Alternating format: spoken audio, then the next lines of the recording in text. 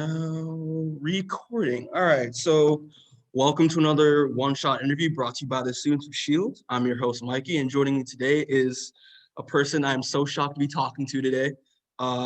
He's a man of all trades. He's an artist, writer, uh, podcaster, filmmaker. One of my biggest inspirations.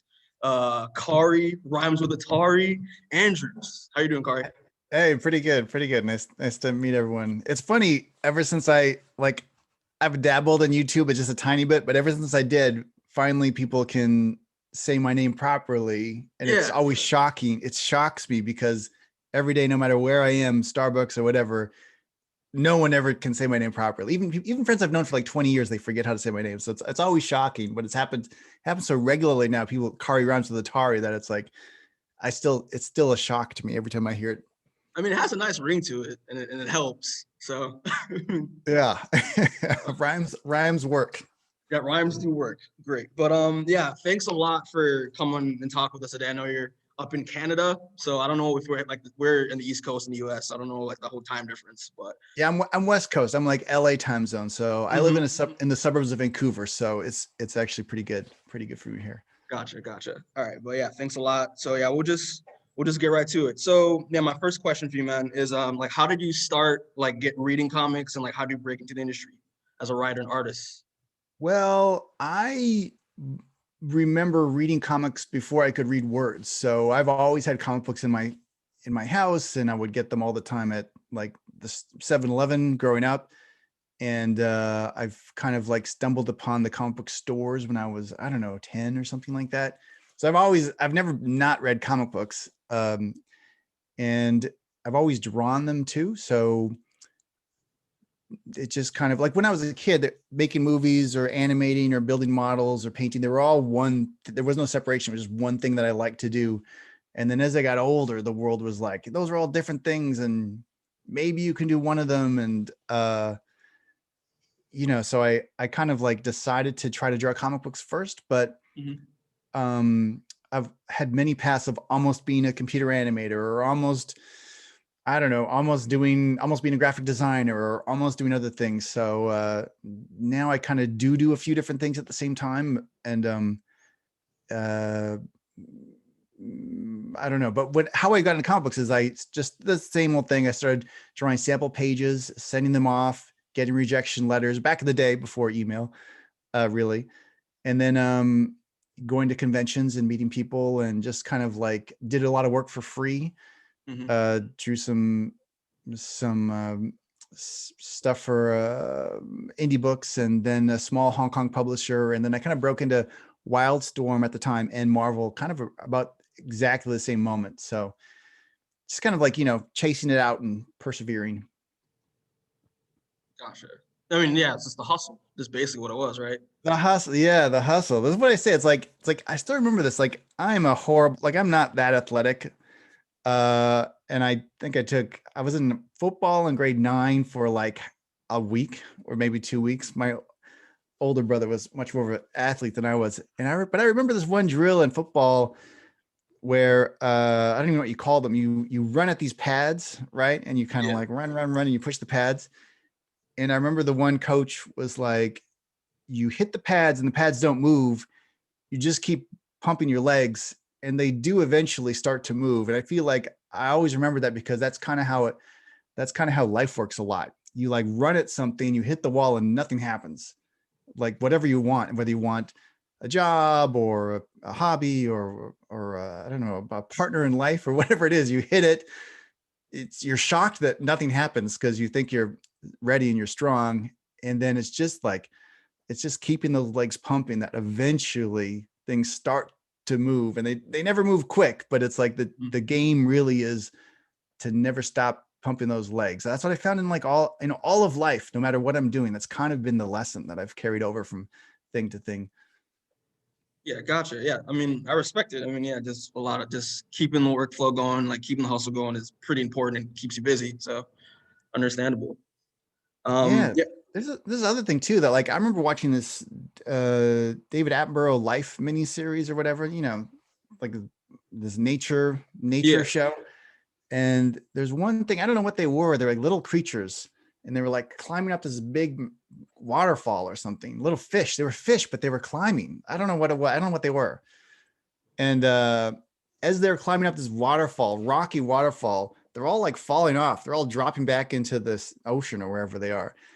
And finally, they track like a few of these little fish creatures. They finally get to the top of this crazy journey, and they finally get there, and then they just jump back down into the water. I feel like kind of like that's life, man. It's like life is not like I want to do this thing and now I'm there. It's like it's just kind of like it's just that weird little fish hop.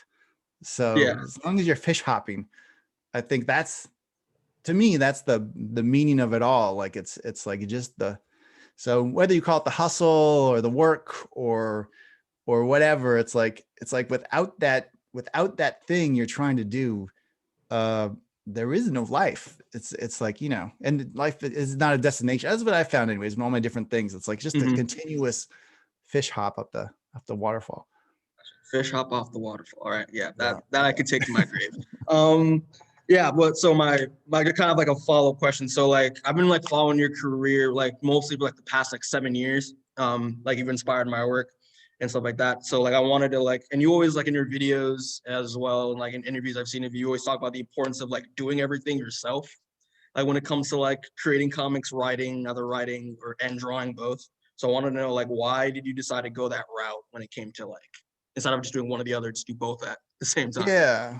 Well, I don't think you have to do everything yourself. I think, a lot of my favorite creators do one thing and they work with other people to do the other Mhm. things. Why I do it is I think I'm just bad at collaborating, to be honest. Like I just, I don't want to rely I don't want to rely on other people to do my art. So the more I can do all myself and the more I can just like not have to, maybe this comes from having divorced parents, but I don't have to like worry about someone falling through on their end of the deal. Like there's Mhm. like, the more different parts of a job you can do, the less someone else can sabotage your work. So Exactly.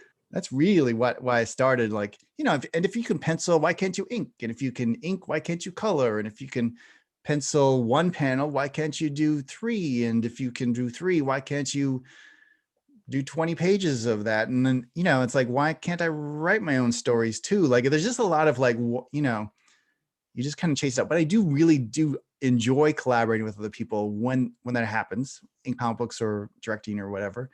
But I've often found like just to get things done, just to make sure things happen, there's a real advantage in just doing all of it yourself, or there can be an advantage in doing all of it yourself. The Hmm. other thing I found is like when you're one component in a machine, and I've talked about this before, but if you're one component in a machine, let's say there's a 6-person team and Hmm. you're making waffles, and then you think, oh, what if we made like a sofa? And then 5 other people on your team are like, whoa, whoa, whoa, whoa, we make waffles. We only know how to make waffles, but we make really good waffles. But you're like, I want to make a sofa. Like, why can't I make a sofa? So if you're working with a 6-person team, you have to convince those 5 other people to like abandon waffles, abandon the culinary arts, buy some power tools, start constructing furniture. It's like a real effort to, turn that train around. But if you're just a one-man team making waffles, well, if you want to make a sofa, it's just you just do it. So that's the real advantage of like doing many things yourself, is that you don't have to convince people to like follow you. You can Hmm. just like do a thing, chase out your instincts and just kind of like experiment all the time. And I'm constantly experimenting with like different ways of making art or trying different things. So Yeah, no, it's awesome. I mean, yeah, just doing like exactly like, why can't you just if I draw, why can't I write? Or if I write, why can't I color? Like I understand that. Yeah, it's kind of what I want to do when I do comics as well. Just do everything. Well, as much as I can do, because why not? But collaborating is yeah, also very important. Um, if you yeah, make if but you invent PayPal, why can't you invent rockets? If you invent exactly. rockets, why can't you invent an electric car? If you invent an electric car, why can't you invent a tunnel system to drive underground the streets of LA? Like, I don't know. Yeah, There is exactly. something to be said for that approach. It's not the best approach, but it is I think it's a valid approach. It's a valid approach. Yeah, 100%. I mean, listen, the hustle is important. Being a fish up a waterfall is also important. So yeah, Yeah. but Awesome. But all It's right, the fight, man. It's the the fight. fight. It's like how much fight you have in you. It's like, well, and it's as you have as much fight in you as you have until you're dead, basically. So it's like, Mhm. there's this other quote that I often live by. It's like this Zack Snyder quote for filmmaking, and they're like, "What is filmmaking?" And he's like, it's just being the last man standing." And it really is like, you know, it's just perseverance. It's just the fight, the hustle, the flow, the Yeah, resilience, just the presence, the whatever you want to call it. It's like, I exactly. don't know. I think there's something there. Yeah, awesome, awesome. All right, so my other question for you, man, is again the thing is I kind of like do my questions like with stories in a way Yeah. that I've like gone through. So for like so here's my story with you, which I thought was incredible. So like my favorite hero of all time is Miles Morales. I love Miles Morales to death, and I had like this book when I was in 8th grade. So this was years ago, and I'm like a senior in college now. And I discovered your work around a couple years ago when I not a couple, boy, let's say 2016, I bought your Iron Fist, and seeing your style with that I thought was so interesting because you have a very loose kinetic style with like Iron Fist and Renato Jones. And then last year I found out that like you did the covers for Ultimate Spider-Man. I was like, there's no way in hell like this man can do this crazy unique style, but then do like this amazing like solid traditional work with your covers. So I just wanted to ask like how did you like develop your unique like drawing style for like your like Iron Fist and all that stuff, but like also like why did you not stick to like doing one style, like doing multiple styles, you know? Yeah, well, I enjoy so many different kinds of art, and I, I don't like drawing in just one way. So I try to keep my styles consistent per project so that like, one page is not different than the other page. But I often really enjoy like trying new things. So Mm-hmm. those Spider-Man covers I did, the Ultimate Spider-Man covers I did for the first year. I did the whole Ultimate line for the first Yeah, you year. did. Uh, and I, I just really enjoy art making in all its forms. So I love like kinetic cartooning, like not Mm-hmm. real, just like Frank Miller or like, Alex Toth or like whatever, just like, guys just drawing crazy banana stuff. But I also really enjoy realistic rendering. I love computer art. I Mm-hmm. even like photo bashing art. I'll do that sometimes. Like as much as I don't like being limited to just penciling or just inking or just color and just writing in the art itself, I don't like being limited to just one style. So I always find like learning new approaches just for me gives me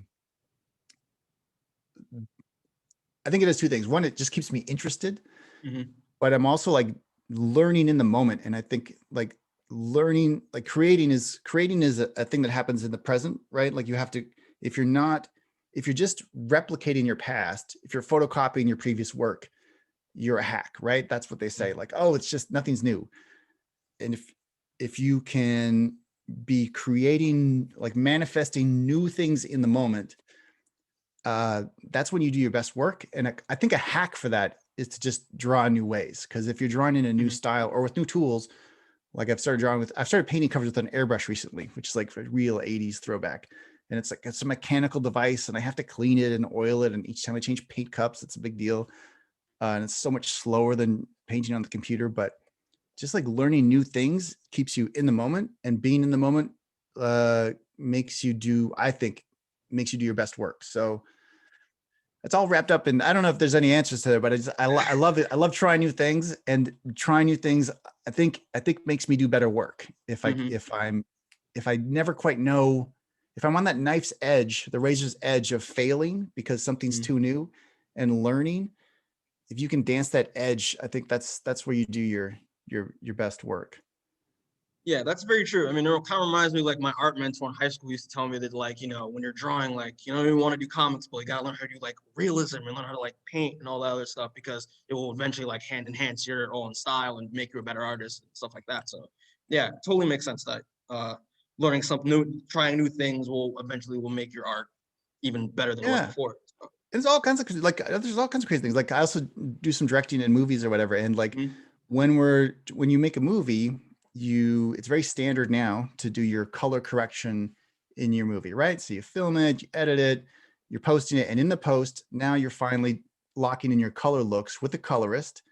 And so even in like comic book art, I find I'll paint draw something or draw something, and then I include for myself a color correction stage in that art. So even after the pages are done, Mhm. I will kind of in a film way post process the colors to create kind of a look. It's a very, so whatever you learn in whatever medium, you can bring back to what you're doing. And here's a thing I learned in art school, which is pretty cool. My art school was not that great, but this Okay. is one thing I grabbed from it was like drawing is not an outward thing. It's you're drawing towards you. So when you're drawing, you're collecting knowledge or information and passing it through your body. So it's this, like you're drawing towards yourself, not just external Mhm. stuff.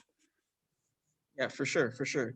All right, yeah, but so all right, so we'll just start getting into like more of your questions for your work. So my first question is, so you've done Spider-Man. You did Spider-Man Reign years back. So I just wanted to know like what was like, because that story is pretty unique because it was kind of like an old man like Logan type story, like before Old Man Logan. Before Old Man Logan, yeah, but after Dark Knight Returns. So Exactly. Yeah. So so there's still some influence there. So I wanted to know just like, yeah, what was your like inspiration behind like Spider-Man Reign? Like, was this like did you pitch this to Marvel or did Marvel come to you and be like, yeah, we want to do a Spider-Man book? well, when I first started working for Marvel, I broke in as a penciler, and Mm-hmm. then I immediately started getting cover work because I could ink and color. At the time, you used to have to pencil a cover, FedEx it off to Marvel. They would FedEx it off to your inker. They would FedEx it back to Marvel. They would FedEx it to your colorist, and then they would FedEx back to Marvel. So a cover takes like a week at least, Mm-hmm. including all the transit times. But because I could ink and color myself, I could save them days of FedExing, days of Mm-hmm. FedExing. So I started getting cover work. Um, and so I broke in as a penciler, immediately started doing covers. That gave me some Spider-Man covers. And then immediately I knew like I didn't want to, like how you arrive is how you're seen. So immediately I wanted to be known as a writer artist, even though I broke in as a penciler. So I immediately was talking to my editors like, hey, I want to write too. And my editor at the time, Axel Alonso, who just started there, was like, listen, Kari, all the pencilers want to write. It's really hard. We can talk about it at some point, maybe in the future, blah, blah, blah, blah, blah, blah, blah. So I just like wrote something, just wrote something and I drew it so he could read it as a comic book, even though it's just layouts. And then he was like, oh, this is pretty good. And so I immediately started pushing to write and draw. And I knew I wanted to do a Spider-Man book. So one of the first things I did was a Spider-Man Tangled Web issue. It was like a one-shot thing, and that turned out well. And then they're like, okay, pitch me a Spider-Man story. So I had to come up with a new Spider-Man story, and I knew, we knew all about Spider-Man's past, we knew about his present, we knew all about, but there had never been at that point, there had never been a Spider-Man in the future story, really. So I thought, oh, that's something I could do. Like I could pitch that because it's new, no one's done it before. And then I think Axel really latched on to the idea that it could be like a Dark Knight Returns for Spider-Man. And then that probably like kind of like actually poisoned the well a little bit because I was like, oh, okay, yeah, it could be a Dark Knight. So, but that was always one of my favorite books. So I was resisting forever the influence of that book. And then finally I was just like, I just need to stop worrying about it. Like I just need to do this book. And I know it's going to be compared to that other book, but whatever. Like I just have Yeah. to live my life, man. Like I can't, it's like, Exactly. it's like they say, bad artists copy, good artists or bad artists trace, good artists borrow, and great artists steal. So there comes a point where like the reason they said it is because if you're just tracing something, like maybe you'll forget to draw some of the lines you're tracing and it will just, you won't understand what's going on. And if you're borrowing, you're always kind of you're always trying to be tepid with things. You're always trying to be like, well, I don't want to be too much like this or too much like that. And you're just what you're doing is you're lowering the ceiling of what you can do because you're not trying to be too good at this or too much like that. And so you're constantly like trying to temper what you're doing. But if you can just steal things, if you allow yourself to steal things, whatever inspires you, it's the only really way to like internalize something and give yourself the power to just do good work.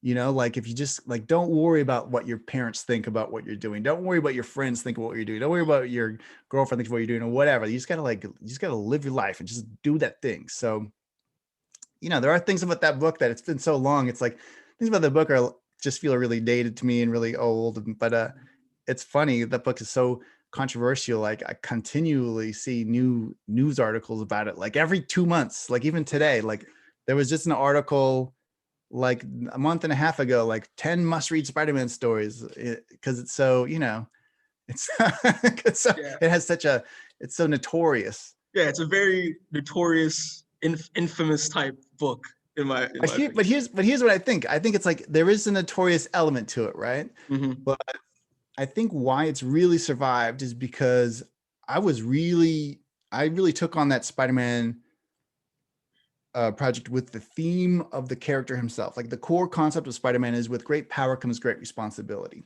And I was so interested in that concept because I love that character so much.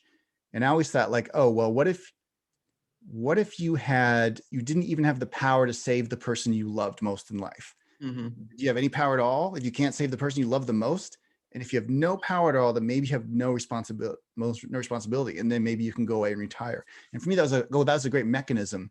And then from that, I was like, had to reverse engineer. Oh well, how would you have no power to save the one you loved? And then what if you were actually responsible for killing the one you loved? So I think what really pokes at people with that story is it's both a bit controversial in like the headlines of like, you know, spider sperm kills Mary Jane, which isn't in the book. It's people have put that into the book themselves. But I think it's that mixed with like it. I think there's some kind of embedded truth to that concept of like, if he's got radioactive blood, like, well, and it Yeah. ties so directly to his actual theme. It's not just a throwaway like, oh, Superman destroys Lois Lane by a reactive romance. It's actually like a thematic investigation into a core concept of the Spider-Man character. And I think that mixed with all that stuff really just like pokes people and it just like I think it drives them crazy. So, you Yeah. know, some people love the book, some people hate it. Whatever. It's I don't. I think it's a good book. I mean, I could see why I would poke at people, but I mean, it was. I mean, there's some cool stuff in there, like the Hypno Hustler, who I thought wasn't a real character at the time. yeah, yeah. And you know, like Doc Ock, like being a corpse being dragged by his tentacles. That was such a cool concept. Yeah, so there's some great moments in that book for sure.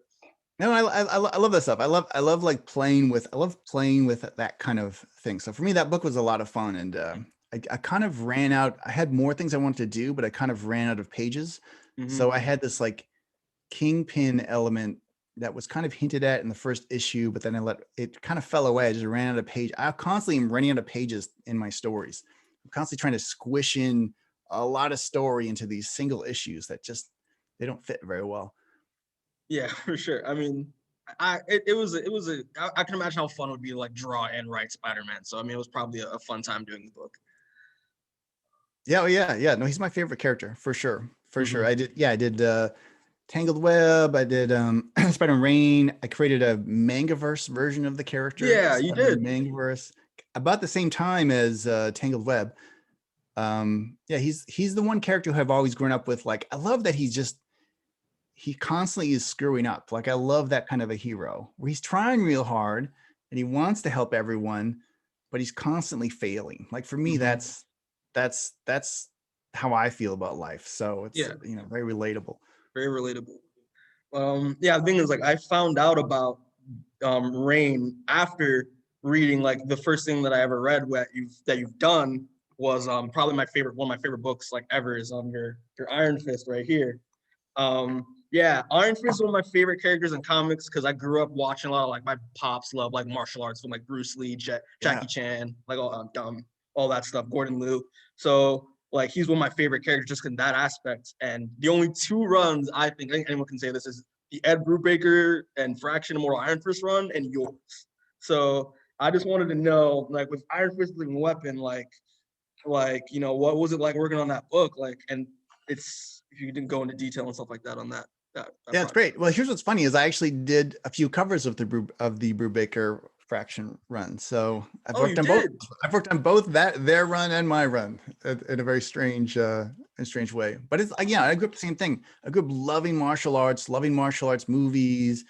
Um, like I've done some martial arts. I Mhm. just love. I'm more of a fan. Like Yeah. I'm not very tough, but I'm a fan. Big fan of that stuff. Here's a Jean-Claude Van Damme original hand-drawn movie poster right here Oh from the my movie gosh. Quest. That's And I think I have awesome. there's a Chun-Li animation cell hiding behind that sword Yeah, there. I can peek it. Oh, that's so cool. Yeah. So like, these are just things I love. Like I try to find projects that I can just, you know, put the things I love into it or they're portals for it. So when I first started doing Iron Fist, I actually didn't know too much about the character, but I loved Mhm. the genre. And as Axel came to me with like 5 characters, like, hey, do you want to do anything with any of these 5 characters? And then I thought Iron Fist sounded cool, but I only knew him visually. I didn't really know him. I'd read some of the Brubaker stuff, but going back to the original issues were like so exciting to me. The Marvel premiere issues when Mhm. he was like a straight up martial arts action hero.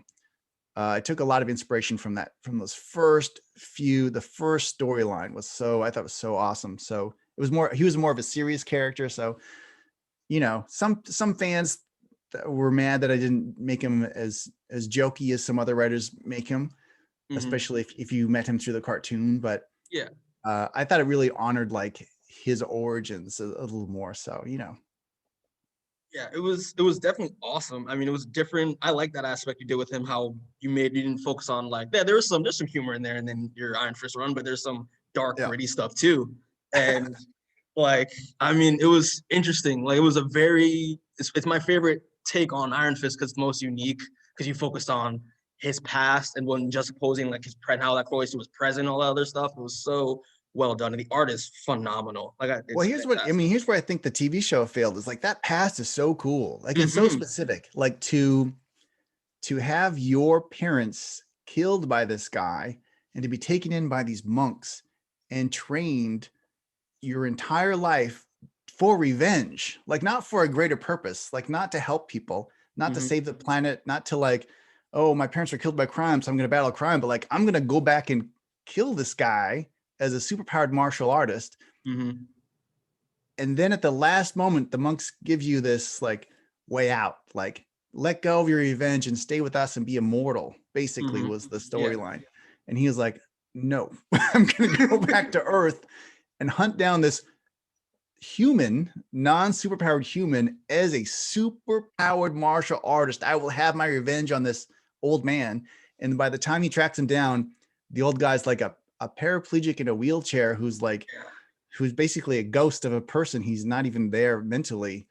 And then to realize your quest for revenge was one that was empty. Like for me, that was it's so archetypal of a martial arts tale. This empty revenge. Like revenge is something that is empty at the end. The Hmm. destination of revenge is always one of emptiness. And then he has to, you know, reinvent himself now that he's this new person.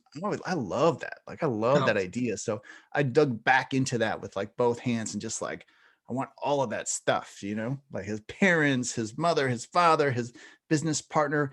And I thought the TV show was, I think they were too worried about the revenge stuff. Like the revenge stuff Yeah. wasn't even part of the TV show. So I think when the TV show excised the revengeness out of his tale, Hmm. it's like taking out Batman's parents' death, but still trying to do Batman. Like you can't, it's like taking out Spider-Man being responsible for killing his uncle Ben and Hmm. still having him be Spider-Man. There's actually no real purpose to that character. So I thought that was such a weird choice for the TV show to do that, but I love that stuff. Yeah, it's awesome. I mean, yeah, like your Iron Fist run is just fantastic. I mean, the art is this is what introduced me to your style was this very crazy kinetic style, and like when I read it, it gave me the feeling of like watching like a Shaw Brothers film or like a Bruce Mhm. Lee film, and I think it worked really well. And like all the characters, like Sparrow was awesome. Like I loved Sparrow, and the first time ever seeing Danny full body chi like was amazing. Like I thought it was such a cool, yeah, but it's awesome. Like thank you for creating it. Like Oh, good. The one thing I did with Iron Fist that I'm very proud of is I did X-ray skeleton structure, which hadn't been done yet. Yeah, it was Because you always awesome. want to, like with these characters, like you basically there's someone else's toys, and you get to play with them for like a period of time, or like you get to take your swing at bat. And any of these characters, when you get your chance at them, you really want, like, your goal is to do something that will be remembered. Like the Mhm. worst thing could ever be like you did a thing and just no one remembers what you did and it kind of went away. Like even if you do it wrong, like at least swing hard, like do something different, like, but respect the core of the character, but do something different. So with Spider-Man Reign, I have my notorious Yeah. killing Mary Jane, and then with Iron Fist I give him the flaming glow in the dark skeletal structure. So those are my Yeah. two things I did. I mean, it's iconic. It's iconic. I mean, everyone else started drawing it that way after you did it because it was so cool. So, but yeah, thanks for doing Iron Fist, man. It's like because I'm also potentially gonna work on my own martial arts comic, and I always refer to Living Weapon as my reference because it's just fantastic. Nice. So Well, the cool thing about martial arts too is like there's such a correlation to like traditional artists, fine yeah, artists. Like to be a good artist, you need to study the past masters, take all the knowledge you can, put it in yourself, and like go to war as one person with your piece of paper or whatever. And same thing with the martial artists. You learn from your all the old masters, learn all your technique, and then you go to war by yourself. Like you can't rely on, you're not part of a 20-man team. You're just like one person out there. Either you're gonna kick some ass or get your ass kicked. exactly. It's very similar to martial arts, I find. Would you ever go back to Iron Fist if they offered it to you again? Because I know you did Immortal Iron Fist afterward, and it was drawn by someone else, and I thought it was pretty good as well. So I was just wondering, I was curious. Oh yeah, I mean I love these characters. So yeah, maybe at some point. I just did an Iron Fist cover. They asked me to do a cover that hasn't Mhm. been shown yet. But yeah, I Yeah, love all these characters. So I'd love to do more Spider-Man, more Iron Fist. I'm sure if there's no plans, but if the wheels align, yeah, sure. I love all those characters. gotcha, gotcha. All right. Well, yeah. Again, thanks because I love that book so much. But yeah. So like after I read your Iron Fist, and then I found out you were doing because I was going in that phase when I came to college, I was going to more towards independent stuff because I wasn't really liking Marvel and DC around like the past couple of years. So the one book I knew I had to read it the moment that I found out you created it was your other book, Renato Jones, the 1%, Oh, yeah. which is like we're kind of it's a because I'm asking this question now because we're gonna be covering this on our YouTube channel because we cover indie books on our channel, and it's like I want to know what your inspiration behind this book was because it's a kind of like I describe it as like James Bond and like The Punisher like kind of mixed together. It's like your take on like just hyper like extreme like capitalism and all that other stuff. It's like oh yeah, so like what's your take on like what inspired you to do Renato Jones?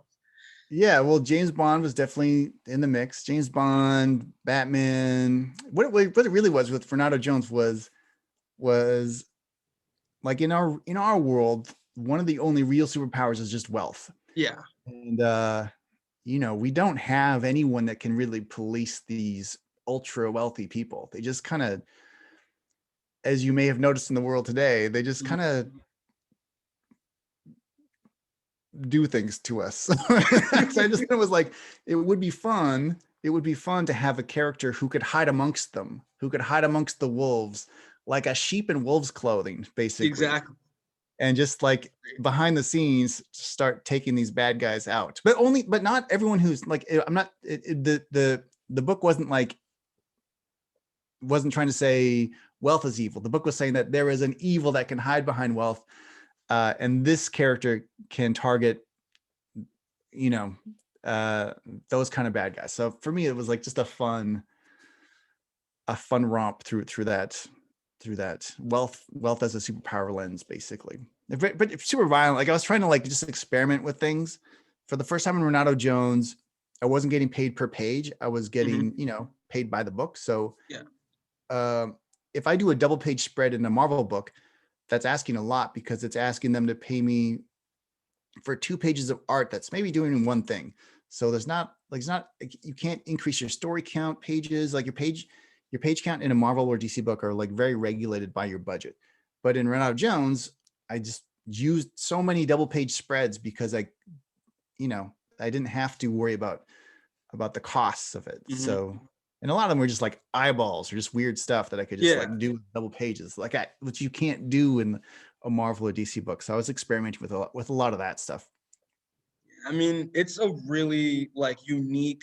It's one of the most unique books like I've ever like indie books I've read. Just because like this, you're doing more of that kinetic style that you did with Iron Fist, and then as well as like focusing on like more silhouettes and just color, and it's just and like just the dedication on this book is like very inspiring because you even made your own ads Yeah. for like which is insane. Like and they're extremely well done, almost similar to like what you find in like style magazines or like jewelry magazines, stuff like that.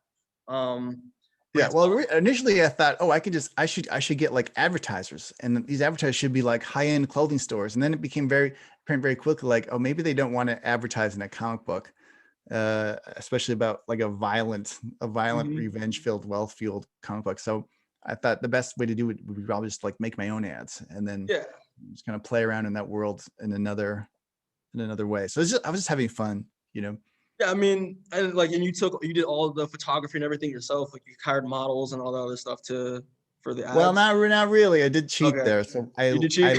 I licensed. I did some photography, but I also licensed stock. So and then I also like um photoshopped a bunch of stock photos. So it was like, yeah. So it was like, so I don't get too carried away with my photography. I have done a lot of photography, and but not not all those ads were my own work. There were a lot of it was kind of licensed photography from stock sites, things like that. Yeah, gotcha. I mean, they were. I was like really impressed. Like these look like could be in an actual like magazine. Like this is incredible. Yeah, it's And fun. and like I mean, and also like because you did like season one, which was really good, and then season two. And did you? I was curious to know like did you? Because it's kind of structured them kind of like a TV show. Like so, you had like the opening credits and like you had the ads with like the commercial breaks, and you had the end pages like oh next time on Renato Jones, right? So like was did you have that idea with the writing going in, or you're just like you know what I'm just gonna do it this way like out of a whim? No, I had that idea. I thought it would be, I hadn't quite seen it before, and I wish I had time to do more of it, like more of the recaps, more of the next, up next on Renato Jones. Like I love that kind of idea. So this is why maybe it would be good to work with a collaborator on something, Yeah. because they can, double your time, and then you can do more experimenting like that. But I love the idea of like trying to do that stuff. And I wanted to I did as much as I could fit into my schedule, but it was, yeah, it was something I thought would be a, a cool way to a cool thing to play with, like that idea. Like, and I love the idea of like stealing the approach of something from movies, or stealing the approach of something from TV shows, or stealing the approach of something from fashion magazines. Or like, I want to again draw in influences and then put them through myself and push them back out. Mm-hmm. Gotcha. I mean, just it's like a follow up question. Like, since if you structured in that way, did you ever think, would you consider having like this, like it being like a movie or like a TV show? Do you have him cast in your head? Yeah, I mean, yeah, he's such. I mean, that character would be hard to make, as because he's so. It's both that it's a pretty adult character, but then Mhm. also I think the power structures that own these media companies Yeah, of course. may not want to dance in the arena of like a,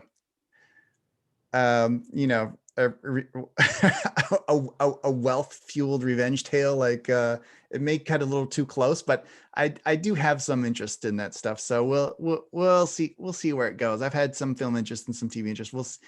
I didn't make it to like I think a lot of creators kind of get trapped into this thing where like I want to make a book that I can sell as a TV show, or make a book that I can sell as a movie. And I think it really hurts what they do, Mhm. because they immediately start putting up like constraints, like, oh, well, I better not have this happen in my comic book, or I better not have that happen in my comic book, or I better write a character like this, or I think this is what's selling in the TV market now. And I've seen a lot of my favorite creators kind of like do subpar work trying to chase that deal. So I kind of took the opposite approach, and I created a book that by definition is probably never going to be made into a TV series, or probably never going to be made into a movie. But if someone had the the the gonads to like to do it, I think it would be pretty fun. But we'll see. We'll see what happens. Listen. I'm just saying, Jake Gyllenhaal is Renato Jones. Just saying, Yeah, it's he would be great. He'd be yeah, great. And he's getting a little old, but he would be yeah. great. He's yeah. Yeah. All right. So yeah, awesome. But fantastic book. We'll be covering it soon on our channel. So I'm excited about that. But all right. So I got like one more question, and I'll open it up to my fellow students for the Q&A. So I wanted to know, do you have any advice for any artists, writers? Because for people who are here right now, some of us are aspiring artists and writers in our club.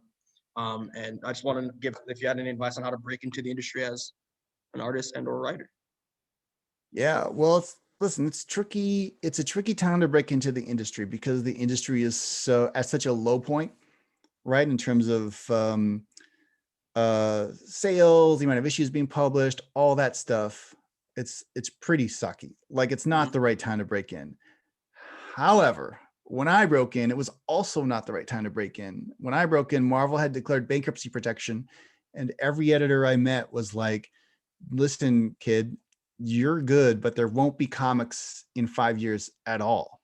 Like you should find another industry. Like you should be drawing video games or something because there won't even be comic books in 5 years. And I was told that so much.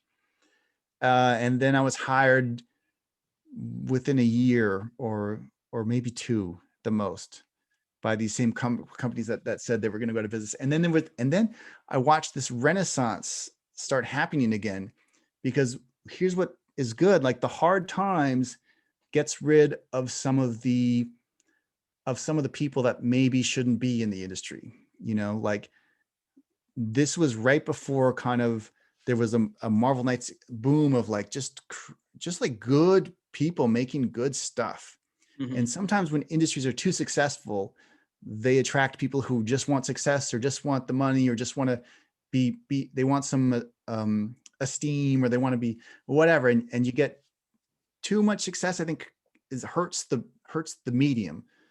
And in a weird way, like these divots, these bottoming outs, because the comic book cycle is always like every 20 years, it kind of almost goes bankrupt, this comic book cycle. If you look back in history, the 2000s almost went out.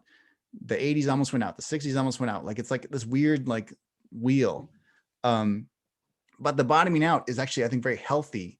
And I think it's actually a good time to be making comic books, because I think we're just around the corner will be another big swing upwards. Like you already see it in like the kids comics, the kids books, like Dogman, #1 graphic novel of all time for like 3 years running. Like people like the medium. It's just the medium now has to figure out how to get to the people. But whenever that happens, I think there'll be another big boom up.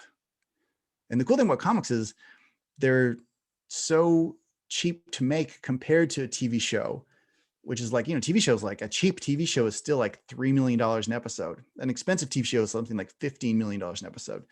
A cheap movie, which I've made a few of, are still like, $3 million movie is considered like a low budget movie. Like to create a comic book, you can do it part-time in your house alone if you wanted to. You could publish it on the internet. You could publish it on Webtoons. You could have it printed on demand if you want to. Like there's so many ways to just tell stories visually. That's what I love about comics really, is like if you have the hustle or the drive or the passion, there's not much stopping you from doing it. Whereas if you want to direct, you have to convince a lot of people to give you a lot of money. And then it's a very, there's a lot of barriers. But in comic books, the only real barrier is your time. Like how much time can you free up from your life? And then just your passion, like how much attention can you do to getting better? And so like I said, when we started this, if you want to make comics, you can hit that wall, you can run, you can hit that wall. And just, if you can keep pumping your legs, you'll find things slowly start to move. And it's going to be, how long can you keep those legs moving is going to be the real challenge of breaking in. Gotcha. Well, yeah, thanks for that. We appreciate it. It's gonna hopefully it will help us in our eventual careers in comics. All right, so I'm gonna open up to anyone who has a question, because I have more questions, but like I have the Q&A has to happen. So, Sure. Anyone got a question for Kaare while he's still here? Um, Hi. I think that the idea behind Spider-Man Dark Reign is very interesting. Like, so you said you drew inspiration slightly from The Dark Knight Returns. Yes. Um, I think it's very interesting how you constructed what happened to Spider-Man simply because like Batman, that's kind of the logical evolution is bad things happen to Batman. He represses, moves on, more bad things happen. With Spider-Man, it's typically a bad thing happens, and those bad things are so impactful because Spider-Man is typically a light-hearted, more jovial character, and he gets that largely due to his support base. So was that like a big factor in making the decision to kill off that support base? Is like giving a reason for Spider-Man to develop into that character? Yeah, so for me, the inspiration with Dark Knight to Spider-Man Reigns specifically was the premise. So what the premise is, retired out of the game superhero who is drawn back into the game, and for me that's where it ended. So I wasn't interested in following the pattern of Dark Knight Returns, and I wasn't interested in following the exact situation or whatnot. But I knew I had to find a way to start him in a weird way. I wanted to find a way to start him how we first met Peter Parker in that very first Amazing Fantasy number 15, where he didn't have any friends and he was alone, and his only friend in the world was really his Aunt May. And he was kind of like, he pushed a lot of people away in those first tales. And as they started telling his stories, we've got to know him as like, oh, he's got MJ, he's got Flash, he's got Gwen in his life, he's got Harry. They started adding these characters as you went, but the very first tale of him, he was a real loner, and kind of he was a bit snotty, and he was a bit like, he had created a lot of walls for himself, which is like, I can relate to that. Like I'm a bit of a loner, like I'm a bit of a lone wolf, like, and not because I'm a bad person, but it's just like I think that's why he's always my favorite superhero. So once I just needed to find a way, how can I isolate this character and reset him back to the Peter Parker that's 15 and doesn't have any friends. And I just knew I had to like make him alone, and I knew I had to tell him the lie that he didn't have any power. And the best way to accomplish both those things, the only way to accomplish both of those things was to kill MJ.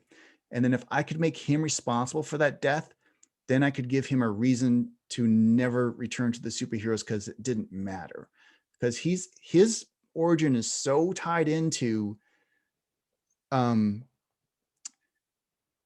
his story. It's so tied into his heroics in a way that Batman's isn't. Like Batman, yes, he trained his whole life to avenge his parents. Um, but there was not a moment, there was not like a flash of insight. It was just kind of like he's this rich guy who can do anything, and he chose to become you know, fight the bad guys. With Spider-Man, he kind of got his powers, and then he was kind of a jerk, and he was kind of on TV, and he was kind of like, but it was that flash of being responsible for the death of this uncle that turned him into a hero. And I love that. So like I just did a reverse flash. I snapped him back. And the only way to do that was to kill MJ and make him responsible for it, and then kind of like lead him back. And then it was like, how can I play with what's left? And J. Jonah Jameson, I love that J. Jonah Jameson hated Spider-Man so much, thought he was a criminal, but would pay Peter to take pictures of him. And so I love that idea so much. I love Doc Ock so much. I tried to find unique ways to play with what I had left and try to like dig out the core. And I thought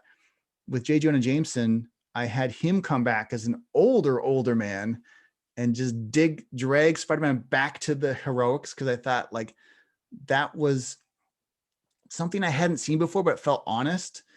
Because if J. Jonah Jameson ever learned the truth that this kid that he kind of liked, that he kind of hired to hunt this guy that he hated, was actually Spider-Man, like I think he's the only mechanism that I felt could truthfully like drag him back and make Spider-Man kind of like face his responsibilities. Maybe another character could have done it, but I thought I hadn't seen J. Jonah Jameson work that way before, and I felt like it was honest. So I thought it was. I try to find some kind of truth that hasn't been said before in a new way. So if you can orientate your creative work towards truth and originality, novelty, that's like we respond to that. Like if someone says something truthful to you, like this is why people just kind of like look up when you hear something true said aloud in a new way before, like if that's a song or a music or whatever. Like there's some kind of power there in finding true things in new ways that I always try to do all the time. Thanks. I think it's really interesting that you brought up Jonah. I just want to real quick hop in and say that he's my favorite part of Spider-Man Reign. I think the way you wrote him is really, really good. So I appreciate hearing you talk about that. That's really neat. Yeah, he's like, well, I always thought he's kind of a father. He's always been a father figure character for Peter, and especially in the, even in the movies, like it's like he's kind of this hard ass patriarchal figure who kind of like gives him the money to pay for his rent, and he makes him do this thing, but he also hates Spider-Man. Like I love that so much. Like there's something weird there. There's something archetypal there where he hates the thing that Peter secretly is. And that thing that Peter secretly is actually a superhero, but in Jameson's eyes, he's a menace. Like I love that weird dynamic, and I loved flipping it, where like he was the one who realized at some point that the menace was the hero, that Peter was the hero, and he needed to drag him back. Like I don't know, I like playing with that stuff. All right. Well, Hannah has a question. She wanted me to ask this to you. You said, do you share any similarities with Renato Jones as a character? Well, I share similarities with every character I write, only because I think you can find in any character, you can find some things that are yourself in them. And when you write something, it's like your job to find those things you connect with, whether it's Batman or Iron Fist or Spider-Man or Renato Jones. But I do tend to write a lot of like sulky, melancholy loners. Like that is kind of my deal. And that I'll bet that they have a lot of fun and adventure, and are like, when they're doing they can flip and kind of light up a room as they're taking out bad guys. Like I do kind of am drawn towards that character more than say a Superman, who's just kind of like a god who can do anything. Like I just like not really, I don't relate as much to someone like that, but I would love a chance, I think, to do a Superman tale, because I know in the process of telling a Superman story, I would find a way into that character that I could relate to. Like that's part of when I first discovered this, really when I was doing Hulk covers. That was my first big cover job at Marvel like 20 years ago or whatever. I didn't really like the character, to be honest. Hulk, I always kind of like knew him, and I had some toys growing up, and I watched the TV show growing up, but I didn't love the character. But from doing covers for Hulk for like, I think a year and a half or something like that, I actually started to really learn to love the character just by doing him, like drawing that character in and processing him through my body. Like, drawing in. There is something to that process that makes you love these characters. Like I love Iron Fist in a way that I didn't before I did that book. And I love Hulk in a way that I didn't before I drew those characters. I love Spider-Man even more now that I've been able to write his stories. And there's something that's so interesting about that process. And that's why I still love like the idea of taking a character someone else made and writing a new tale, because there's something about it that is just fascinating to experience when you fall in love with someone else's character. Like it's fascinating. It's also cool to like make new characters. Like I'm right now, I'm doing this new book called E-Ratic for AWA, and it's fun to make everything new, and everything's brand new, and I can do whatever I want. But there's also something fun about like investing in something that's come before. All right. Well, does anyone else have any questions for him? Yeah. So I personally know a lot of your art through actually the Star Wars comics. A lot of the artwork that I see, like I just wonder, what did it feel like kind of drawing those kind of already like well-established characters, and like kind of like putting them in a different art style? Because a lot of it like does kind of remind me of like the episode 1 movie poster. Oh, well, so I did, yeah, I've done a few Star Wars covers. Yeah. 4 of them really were like, I've always been a fan of Drew Struzan, the poster artist, and he has a real, like he's the classic Star Wars poster artist. And he has this interesting style where he will render a drawing in pencil, airbrush tint it, and then render over with pencil crayons, and then maybe back and forth between airbrush and pencil crayons and paint a little bit. And I was always looking to do that, and I didn't know how to do it. And when I was given some Darth Vader covers, I thought, oh, here's a chance to like try it. So like trying to like kind of like lean into that interest a little bit was really fun. And there's something about it because we associate that style of airbrush pencil crayons so much with the movie poster style because of the 80s. You kind of get you instantly get a lot of responses like, oh, that feels kind of like a movie poster, just because you're rendering it with airbrush and pencil crayons. And culturally, we've associated that look with the Harry Potter movie posters or the Raiders of the Lost Ark movie posters or Star Wars. We've just culturally decided that's a movie poster look. So it's kind of fun. I actually am constantly now doing covers with that kind of approach because it's just tactile and you're spraying stuff and you have to wear this respirator and like you're risking lung cancer every time you make one. Like it's pretty fun process. Thanks. Anyone have any other questions before I ask my closing question and we send Kaare to make more gold? Nope, no one? Anyone? All right. Well, all right, then Kaare, then I'll just ask my closing question, and then we'll send you off. Yeah, so you mentioned E-Ratic, right? Which is your new project that you're working on with AWA. I've read it and I love it. Yeah, so I just wanted to know, just for the rest of them who don't really know the book, like, could you just go and explain the book to us, as well as just like how are you leaving your mark on the teenage superhero trope with E-Ratic? Yeah, so E-Ratic, so it's my favorite character always growing up was Spider-Man. So E-Ratic is kind of AWA's Spider-Man. It's the teenage archetype superhero, and I was just interested in like probably it's a bit reflective of my life. Like I grew up with divorced parents or whatever, but so instead of Peter Parker being like an orphan being raised by his aunt and uncle, it's like he's getting raised by a single mom. And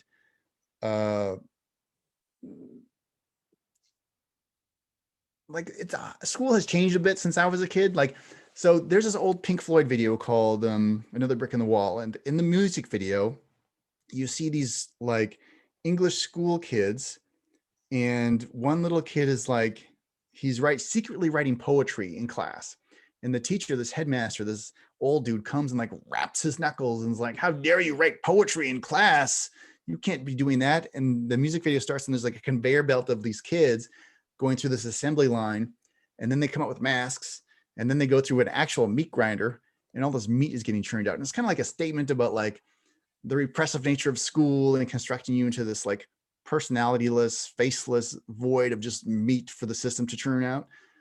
What's funny now is I have kids now, and the school has flipped. Like, it's no longer, you don't get in trouble for writing poetry in school anymore.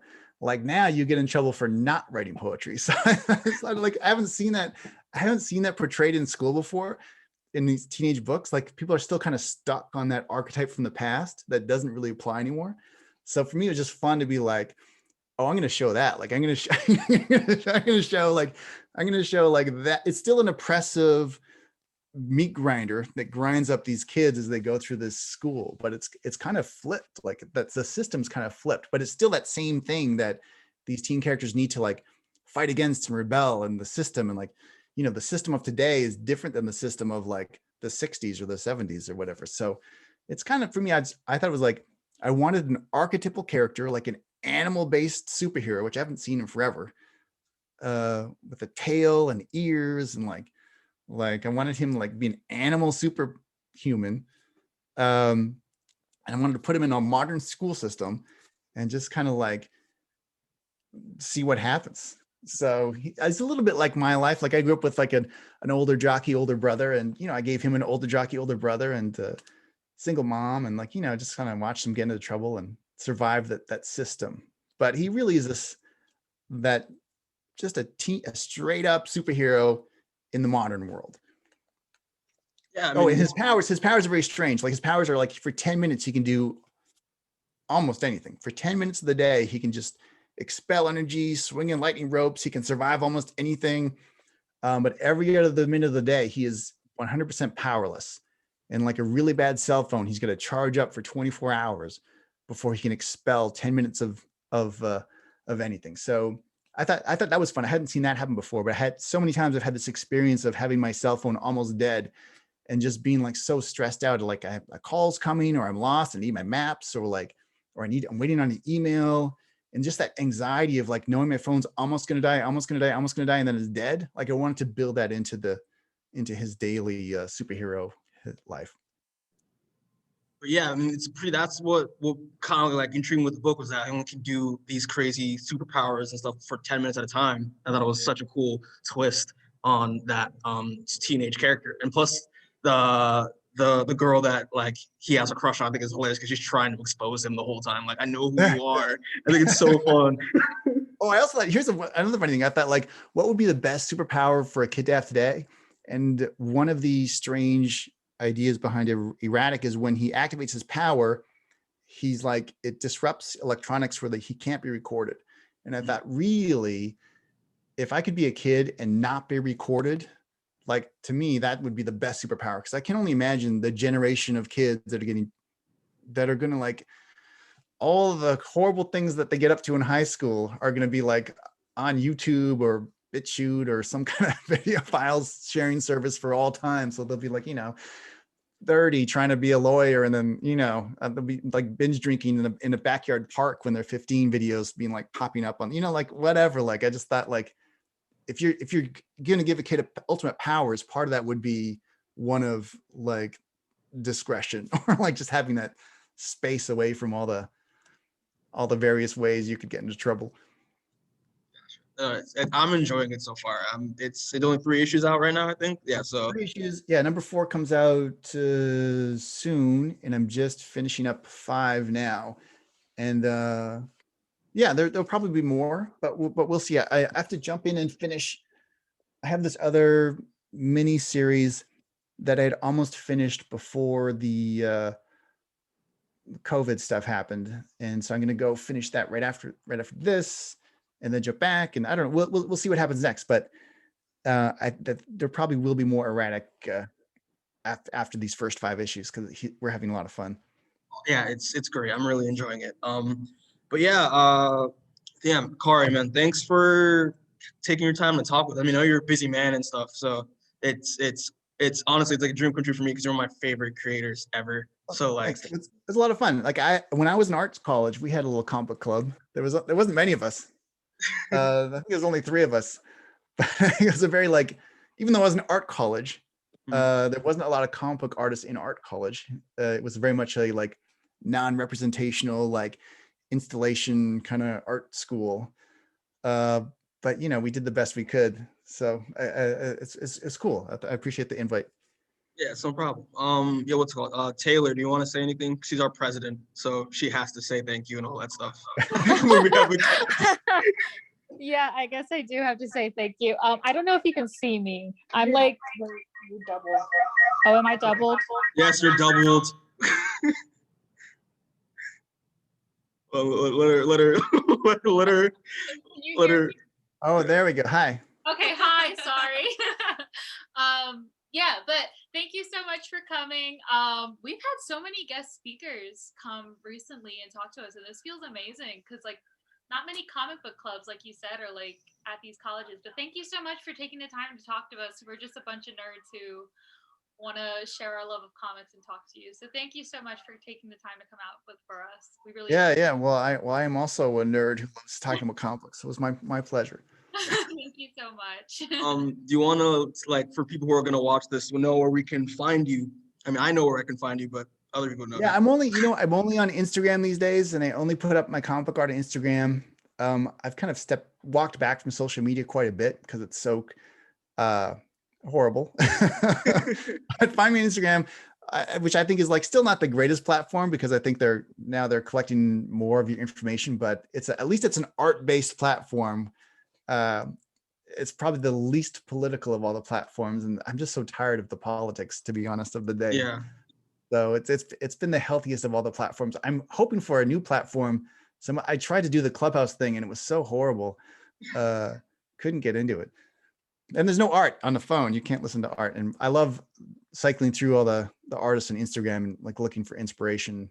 But yeah, find me on Instagram. It's just my name, Kaare Andrews, and you can see a bunch of my comic book stuff. Are you still doing the YouTube as well, or are you just taking a break from that? Oh, a little bit. I haven't done one in forever, but I'm trying to figure out how I want to do it. You know, I tried out a bunch of different things on YouTube and haven't found my stride yet, but I'm interested in the medium. I watch a lot of YouTube while I draw. So yeah, same here. Yeah, I'm just trying to figure out a way to make that fun. But yeah, I'll be back. And the same thing, just search Kaare Andrews on YouTube. I'm sure something will pop up. Yeah, for sure. I mean, I'm subscribed, so I've been subscribed for the past 2 yes. years, so I'm a fan. So yeah. I'll watch whatever you're gonna do. Nice. But yeah, again, thanks, man. I appreciate. It's really dream come true for me.